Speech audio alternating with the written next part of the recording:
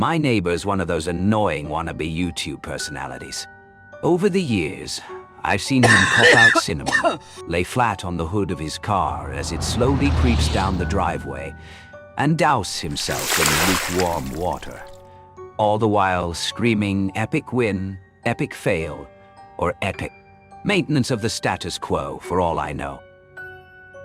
It can be tiring to watch him go about his shenanigans in the pursuit of viral fame. So when he knocked on my door the other day, told me he was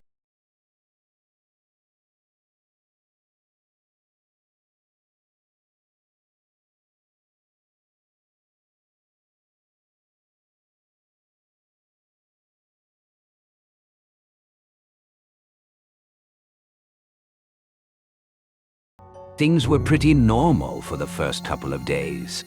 He received a few bills, a bit of spam, and what I could only assume was a birthday card. Then one evening, I got home to find a cardboard box waiting on his front porch. In big red letters it read, "Return to sender." I'm no small fry, but I admit I had trouble lifting the box on my own. It was really freaking heavy. Lugging it across the road to my house was even harder, and I quickly realized there was no way I was going to drag it up the stairs through my front door. I decided I'd leave his package in my garage.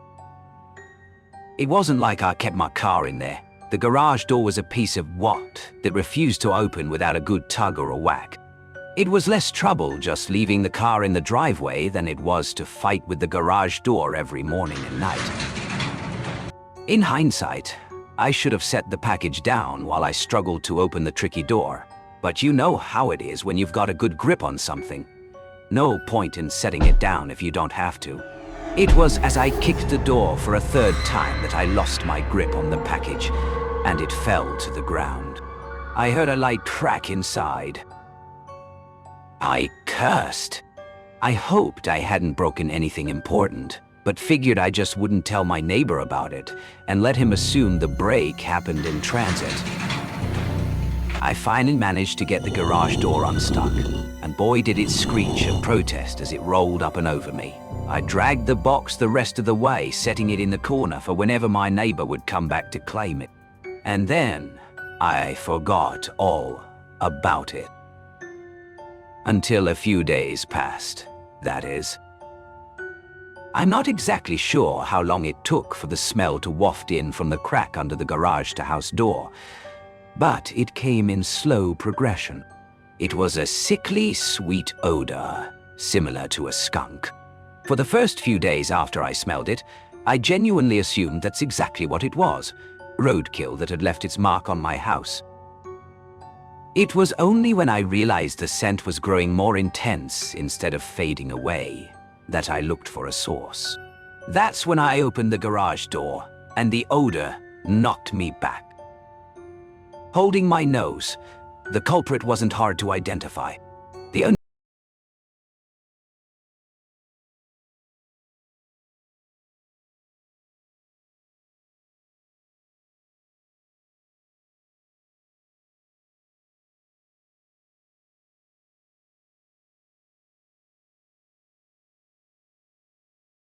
freaking cow. I covered my nose as I approached the box, a pair of scissors in my hands. I probably wouldn't have needed them to open it, as it had become soggy enough at the bottom to poke through with a finger, but I wasn't about to poke my finger into spoiled meat juices. That soggy bottom was a reason I had to open the box in the first place. If I tried to drag it out whole, everything would spill onto the floor. I was gonna have to dump the pieces of meat one garbage bag at a time and take them down to the dumpster. A process I wasn't looking forward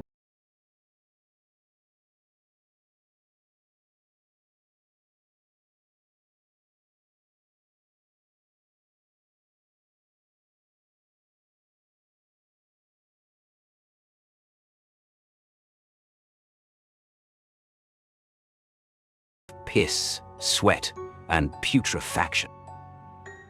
It was so bad that I staggered back and had to force down the puke begging to gush out of me. I don't think I could have handled that scent mingled with the horrors coming out of the box. I'm not ashamed to admit I ran out of the door for a breath of fresh air. But in the short time I'd spent in the garage, the smell had become so ingrained in the fabric of my clothes that it clung to me like a shadow. Nothing I tried could keep the smell out of my nostrils, not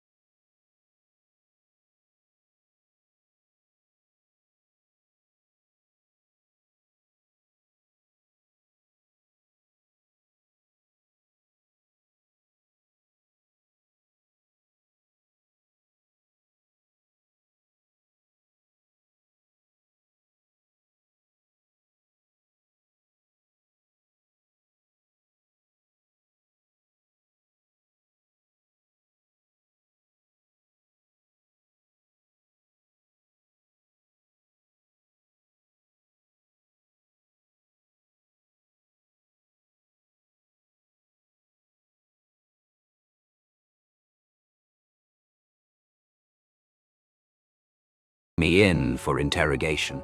It's kind of hard not to suspect the man with the corpse.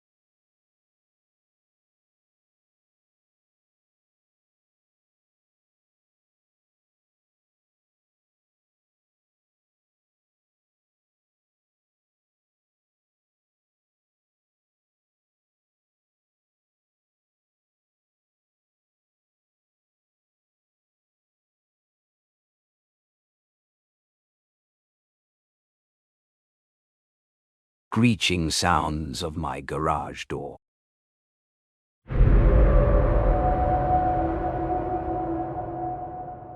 I'm a drug user, I'll admit it. Weed is my usual go-to, but I buy that off my friend. If I want to get something a little heavier, however, like acid or coke, I just order it off the dark web. It's surprisingly simple. A few clicks, some Bitcoin transfers, and boom, I have acid in my P.O. box. But I'm also a curious guy. The dark web has always intrigued me.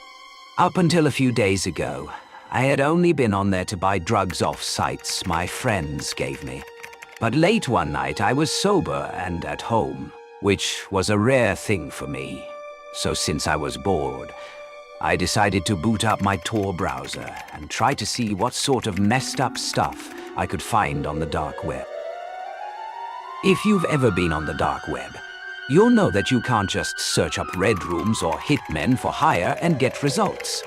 No, you have to find links to these websites first. So I hopped back on Google in an attempt to find some links to some messed up websites. I know it's weird that I was actively searching for the worst, but as soon as I got on the dark web that night, I had this weird sense of morbid curiosity that overcame me. Anyway, I spent a little while trying to find some links, but anything that I found was either too tame for me, or the links didn't even work. At this point, I was ready to give up, but in one final attempt, I clicked on Reddit. I hopped on our deep web, but I didn't think I would find anything. I scrolled through the hot option for about half an hour before sorting to new.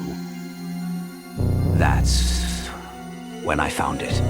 It was one simple text post titled, "Slayer's Assassination and Life-Ruining Services."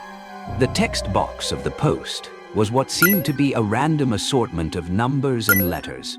It took my tired brain a second to figure out what it was, but I realized pretty quickly it was a link, presumably to a Hitman website. So I decided to paste the link into my dark web browser, and what do you know, it worked. But before I decided to go any further, I figured I should go back to the profile to see if they had posted any other dark web links. But when I went back to the post in question, the profile was deleted. Weird. Anyway, I reopened the dark web and hopped onto the site.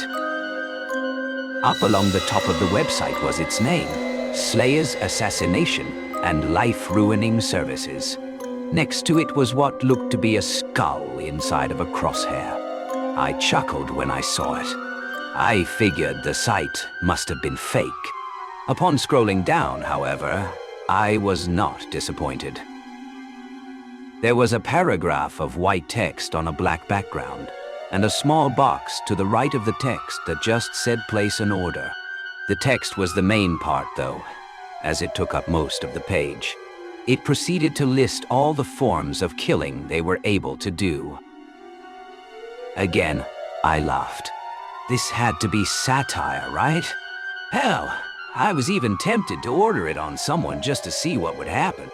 Better not to risk it, though, I thought to myself. I was about to close my computer and call it a night when I heard a knock at the door. I live alone, so it was unusual to get visitors, especially so late at night. But when I opened my door, it was just my good buddy Mark, who also happened to be my wee pluck. As I opened the door, he didn't hesitate to let himself in and shove a huge bag full of pot in my face.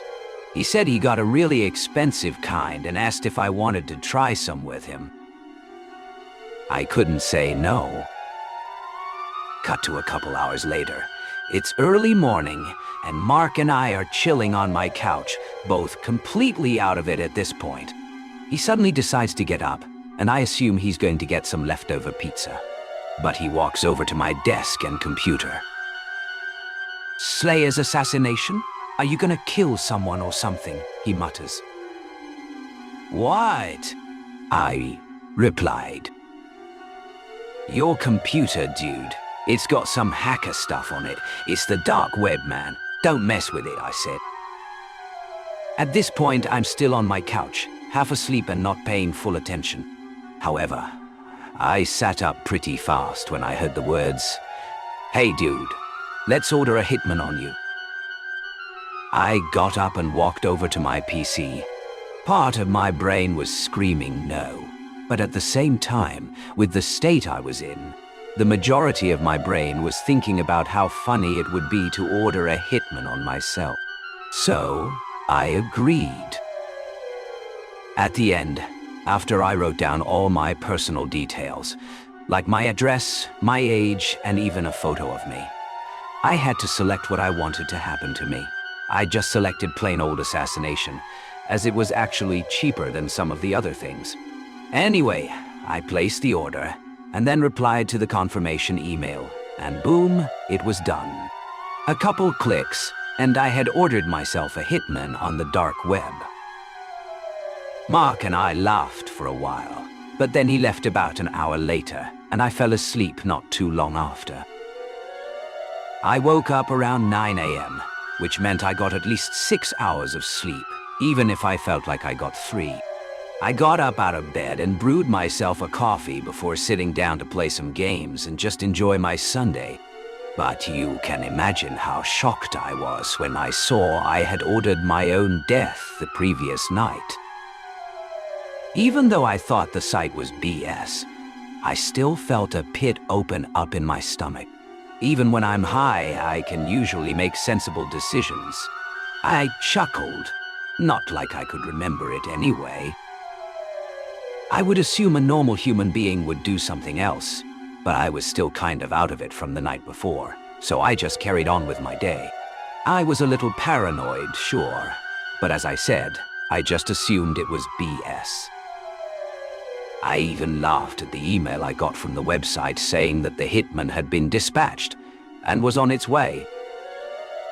Later that night, a blacked-out sedan parked on the other side of the road from my house. I didn't see it arrive, but around the time I started to cook myself some dinner, I noticed it out the kitchen window. Now, I didn't live in a rural area, but there were a lot of trees and bushes between each of the houses on my street, so I would be surprised if any other house saw the car except for mine. At this point, I was freaking out. What if the site was real? Even though I'm a big guy, I was still freaking out. I don't own any weapons aside from a slightly larger than average kitchen knife. Screw it, I'm confronting it, I decided. I put on a hoodie and slid the kitchen knife into my front pocket before walking out of my house and right up to the driver's side window of the vehicle. Even I was astonished at my own courage. I knocked on the window, but nothing happened. It was rather anticlimactic. I was fully prepared to have a fight for my life, all because I did something really dumb while I was high off my mind. But like I said, nothing happened. I even put my head right up to the window, as if there was a reflection to try and get a better look to see what was inside. I could barely see anything, but I could make out 2 empty seats. No one was even inside. I had got all hyped up for nothing. I decided to wait out by the car for a bit, but after half an hour or so, I was hungry and had to go back inside to take my dinner out of the oven. I swear it was only a minute between me going inside to take my dinner out of the oven and looking back out of the window that the car was gone. I didn't even hear it leave. I ate my dinner with all my curtains closed and doors locked. I muttered to myself. I had just started to calm down when the power shut off. Coupled with the car, I now knew this was the real deal. I had signed my own death warrant. I ran into my upstairs bedroom and locked the door. I then hid under the bed. I figured I couldn't call the cops. What would I say? That I ordered a hitman on myself. So I just stayed hiding under my bed. And I still am now. I've been here for about an hour. I know I'm screwed.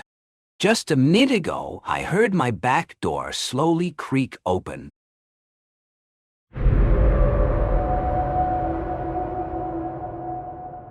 Missing twin. Have you seen him? Cash reward. Do not contact me with unsolicited services or offers. I have a hobby of skimming Craigslist while drunk. Most of the time, I'll stick to discussion posts for my area. Sometimes I'll check out gigs all for sale, but my favorite category was lost and found. You can learn a lot about your neighbors based on the things they lose and how hard they try to get these things back. I've seen weird posts before.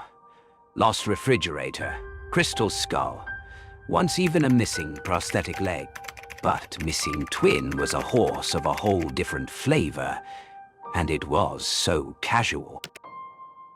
There was already a hangover headed my way, so I figured another beer or two wouldn't add much to the damage. At that point, I was already roaring drunk, teetering right on the edge of a blackout, but not quite there yet. After another beer, I made a mistake that ended up costing me a lot. I replied to the Craigslist ad. I think I might be your missing twin. How are things? I'm not sure why I sent that. I remember being bored, fuzzy, and curious.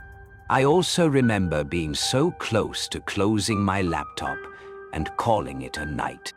Then the owner of the Craigslist ad replied almost immediately. I missed you. Oh, we've got a live one, I slurred, opening another beer. That was the drink that sent me over the hammered but aware cliff, plummeting down into Wasted Valley. I woke up the next morning with a headache, like somebody opened a strip mine behind my eyeballs. There were 26 unread emails in my inbox.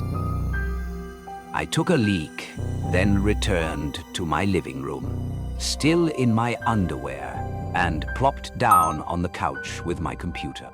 Heavy curtains kept out painful sunshine. The only light came from the blue glow of my laptop screen. It wasn't even bright enough to reveal the bottles, clothes, and Chinese takeout boxes scattered around my apartment. I opened the first email. Twin, where did you go? I opened another email, then another. All were from the Craigslist poster, and all was some variation of asking me where I went. For some reason, I felt compelled to open all of them. The last message was a single word: meet. I closed the laptop and rubbed my temple. My hangover was shifting into high gear.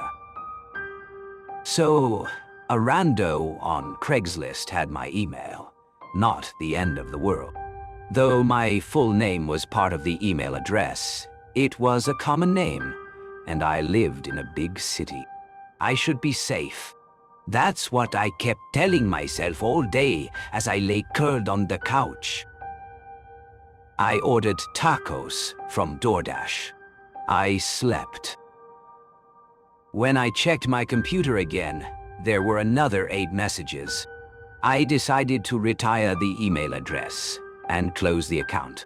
I figured the Craigslister was just an oddball. Harmless. It was back to the usual routine after that. My hangover was barely a greasy echo by the time I went to work the following day.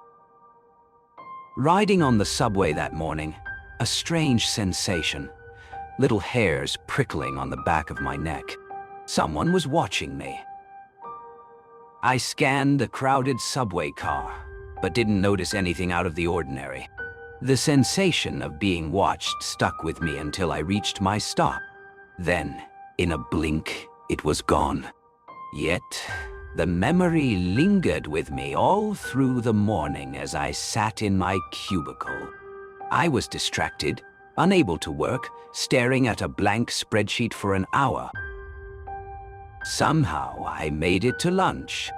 I bolted from the office like a raccoon from a burning dumpster. The moment I left the building, I felt the sensation again. My watcher. I hurried through the city, dodging people on the sidewalk. When there was a gap in the press, I turned to see if I was being followed. A man was standing in the middle of the road, blocking traffic. It was too far away to see clearly, though there was something familiar about him. Cars were honking, but he stood scarecrow still. Then he waved.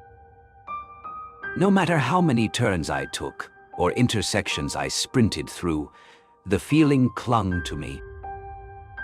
Eventually, I ducked into a grimy pub, nearly slipping on a puddle of unidentified liquid at the door. It was dark in the room. I slid into a corner booth, keeping my eye on the entrance. My hands were shaking. For the first time in my life, I felt hunted. After a few minutes of watching the door without anyone coming in, I let out a breath and slouched into the booth. Maybe I had lost my watcher. The relief lasted about 20 seconds. That's when I noticed the man leaning against the bar. He was staring at me, smiling. I didn't recognize him at all, and he had a face I'd remember. Watery eyes, a broken nose, badly set, and teeth like little gravestones. I realized why he seemed familiar. The stranger was dressed exactly like me. Same tan chinos, same blue button-down shirt, same haircut. It was like looking at my reflection in a funhouse mirror. When the man saw I was aware, he picked up 2 beers from the bar, walked over, and sat down opposite me in the booth. "Finally found you," he said, his voice higher than I expected. "Do I know you?" I asked, weighing my options, wondering if I should bolt to the door. "Such a joker," the stranger said, letting out a little chuckle. "You've been a bad twin. I miss you." I leaned back. "Dude, I have no idea who you are." The stranger looked down at the table. "I know this is unusual. I apologize. My brother, he passed away a few years back. It really left a hole. You know how they say twins have an extra bond, that they can sense each other. With him gone, that feeling I had my whole life just faded out. Imagine looking up at the sky every night, and all of a sudden there are no more stars, and never will be again. I don't know what to say. This isn't your problem. I'm sure I'm freaking you out. You see, I post those ads as a coping mechanism. Sometimes people play along, and for a moment it's like he's back. That's all I thought this was, but I can see I've upset you. I apologize, but I can see I've upset you. I apologize." The stranger blinked his wet blue eyes and nodded to himself. I was at a bit of a loss. "I think maybe this is a misunderstanding," I offered. "I shouldn't have replied to your ad. I came on strong. How about 1 beer, we part ways, and I won't bother you again?" Some part of my brain, an old part, that developed long ago when we still had to watch the tall grass for hungry eyes, it was warning me to leave. But I was so relieved to find out that my watcher was a sad man, not some monster. What was the harm in 1 drink?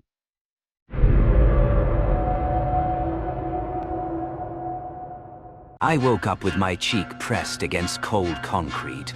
This was the grandmother of all hangovers. I wanted to touch my head to check for a buried axe, but my hands were stuck, tied behind my back. I was lying on the floor in the dark. "We don't really look much alike," a voice whispered from somewhere nearby. I was awfully depressed to see that. Not twins at all, not yet. "What the..." I mumbled, face a little numb. There was the pop of a light bulb. In the yellow-orange glow, I saw I was in an empty storage unit, the type you'd rent to fill with boxes of junk and old furniture. Mattresses were duct-taped to the walls. The stranger from the bar was standing over me. Light caught on the edge of the straight razor he was unfolding. We were still dressed the same. He leaned down. "If I can't look like you, little twin, maybe we can change things. Rearrange, twin."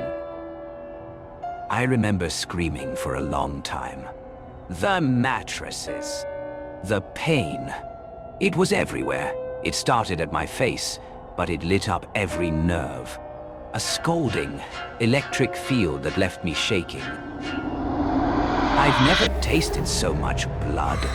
My last memory inside the storage unit was the stranger sitting down at my feet. He was crying. Not good enough. Not even close. Another blackout washed over me, and I prayed I wouldn't wake up, that it would be over this time. When I opened my eyes, I saw a white light. Then a shadow leaned down. I would have screamed if my mouth wasn't full of something soft and dry. "Still with us?" a voice asked. I mumbled. "Don't try talking," the voice continued. "Your mouth, your tongue. There's some damage, but you're safe now. You're in the hospital." I reached for my face. Cotton bandages covered everything from my neck to my scalp. They were wet, my fingers sticking briefly before I pulled them away. I'm still not sure why the stranger stopped cutting me. Maybe he wasn't seeing whatever he hoped to find, so he dumped me outside an ER and disappeared. The doctors tell me I have options. Reconstructive surgery is always evolving, they say, always improving. With time and luck, I might be able to get about 75% back to normal, maybe even 80. I still don't look when they change the bandages. Eventually, I'll have to. For the time being, I like to distract myself. They lent me a laptop, and I've been trying to write, keeping a journal. I'm not sure why I checked Craigslist this morning, but I felt drawn to it. The post was only a few hours old. The location had shifted from downtown to the north side of the city. But the wording was horribly familiar. "Missing twin. Have you seen him? Cash reward. Do not contact me with unsolicited services or offers."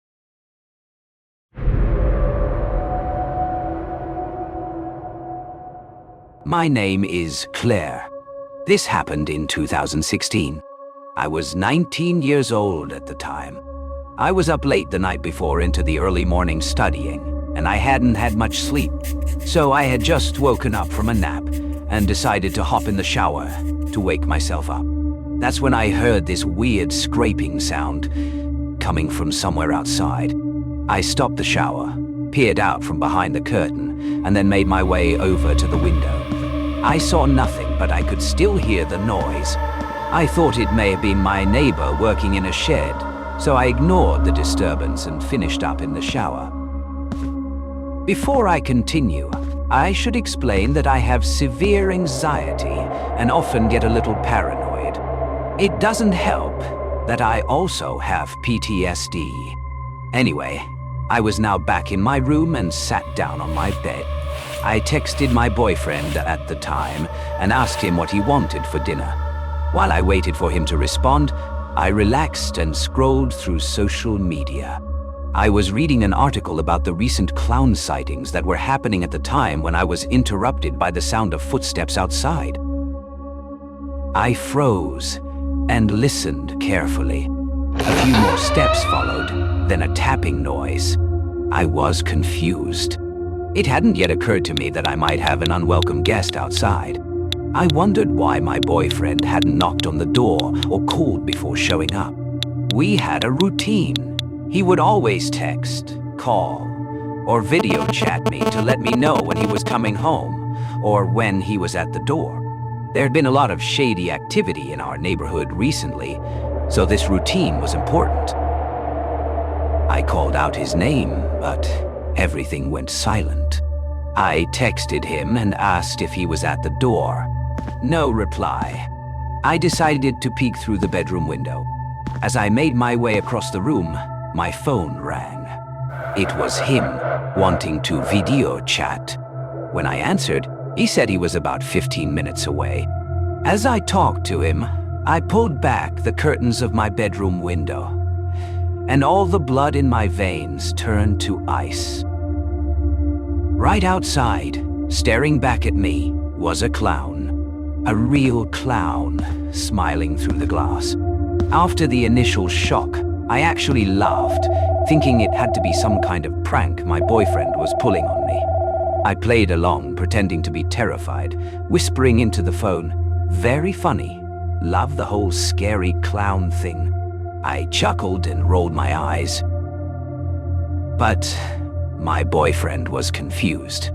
I explained about the clown at the window and told him he and his friends had done a good job scaring me.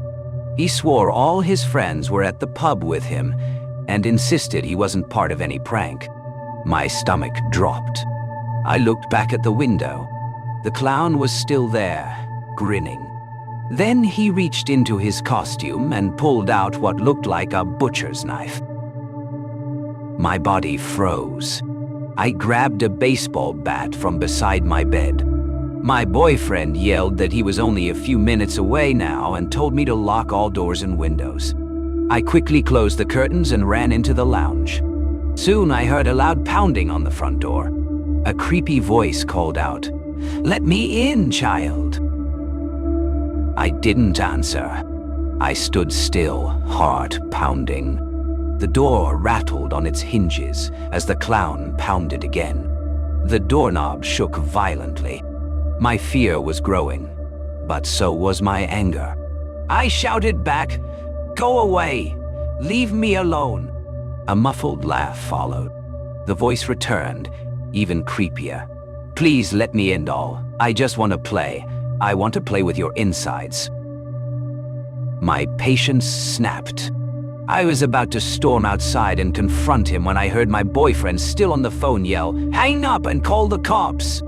I hesitated, then realized he was right. Facing a clown with a butcher's knife wasn't the best idea. I called the police, explaining the situation as I walked back toward my room. That's when I heard glass shatter. I froze. I told the dispatcher I thought the clown had broken in. The dispatcher told me to get somewhere safe. Suddenly, I heard my boyfriend's voice outside shouting, "Hey, what the hell are you doing? Get out of here. The police are coming." The clown let out a psychotic laugh and ran off. I rushed back to the bedroom, and that's when I noticed movement outside again. Through a small gap in the curtains, I saw another clown, this one holding a saw blade. My body locked up. I couldn't move or scream. My fear deepened as I realized my boyfriend was out there with not one but two clowns. I screamed into the phone, begging him to hurry. After what felt like forever, I heard him at the back door. I let him in quickly, and we clung to each other until the police arrived. They took our statements and found a rusted hacksaw and an axe on the ground outside my bedroom window. There were red stains on them. The clowns, of course, were nowhere to be found. After that night, I struggled to fall asleep. I often wonder what would have happened if I had been foolish enough to open the door. Were they just thrill-seekers trying to scare a girl home alone? Or were they truly out for blood? A few months later, my grandparents passed away within weeks of each other, leaving their old house empty.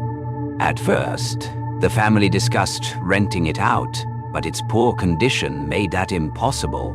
With no consensus, it was left to decay.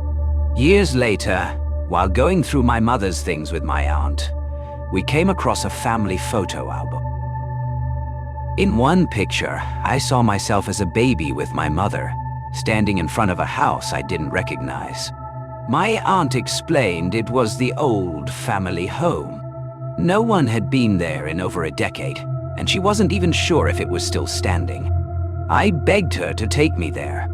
After some hesitation, she agreed. The next morning, we drove 30 miles through cornfields to a gravel road. At the top of the hill, I gasped. Despite being run down, the house was breathtaking. In its prime, it must have been the finest in the county. We parked near it, got out, and looked around. The once vibrant paint was faded, the porch sagged, and the grounds were overgrown. Yet the house still carried a haunting beauty. We entered through the back. Immediately, a terrible odor hit us, but we brushed it off as the smell of a sealed house. Inside, everything looked like a time capsule. My grandmother's belongings were untouched, the furniture covered in dust. Even the lights still worked, though dimly. I later learned my mother had quietly kept the utilities paid all these years, hoping someone might return. We wandered room to room, taking in the old furnishings. I couldn't understand why no one had told me about the place. Despite our estrangements, I would have helped care for it. My mother's strange ways had always kept her distant from me, but the neglect still shocked me. Upstairs, the smell grew stronger. I wanted to cut the visit short, but curiosity pulled me toward a closed door. I opened it slightly. A wave of stench slapped me in the face. On the bed was not an animal, but a human body.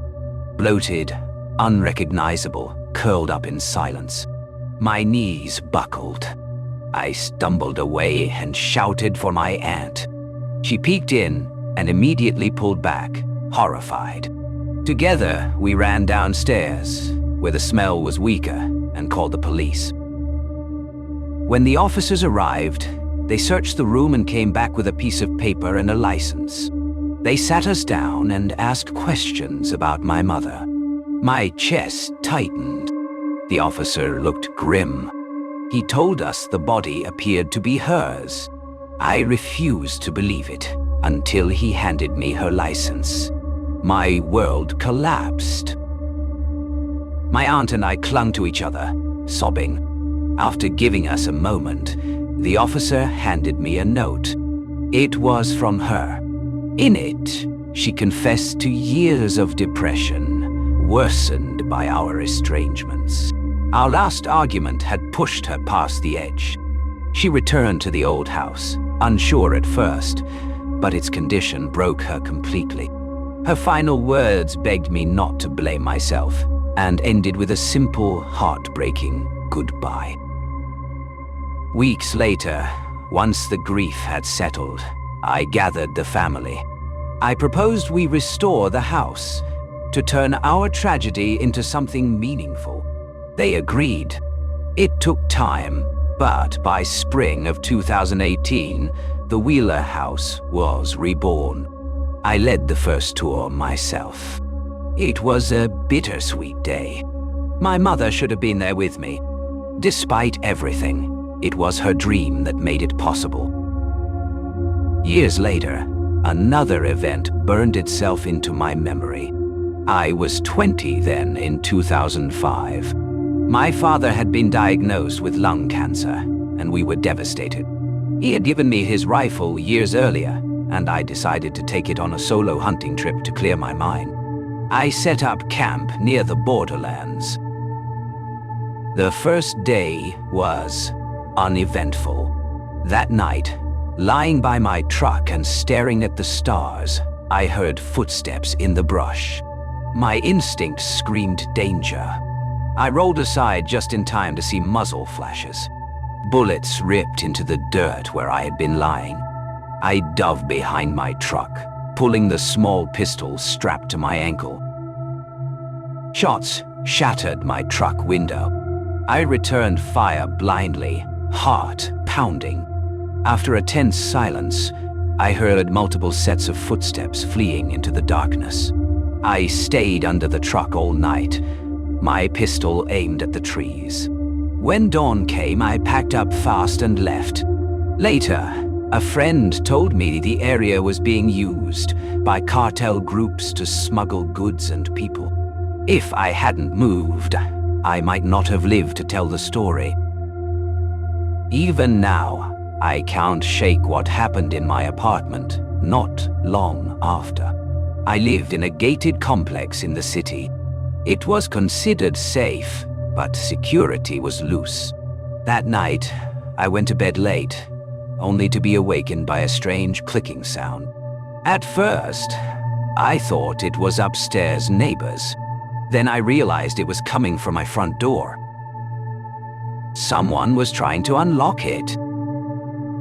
I grabbed my pistol from the safe and aimed at the door. The lock clicked open, but the deadbolt held. I peered through the peephole. 3 strangers stood outside, 2 men and a woman, all in hoodies. The men held objects I couldn't identify. The woman kept repeating something loudly in another language, over and over. including an apartment number that didn't even exist in the complex. I jammed the door with a broom handle, making a loud thud to show I was there. They froze, then fled down the hall. I debated calling the police, but waited until the next day to report it. Nothing came of it. Still, I can't forget how the deadbolt was the only thing between me and those strangers. I was prepared to do what was necessary. And though I'll never know their intentions, I am proud of how calm I remained, ready to face the unthinkable.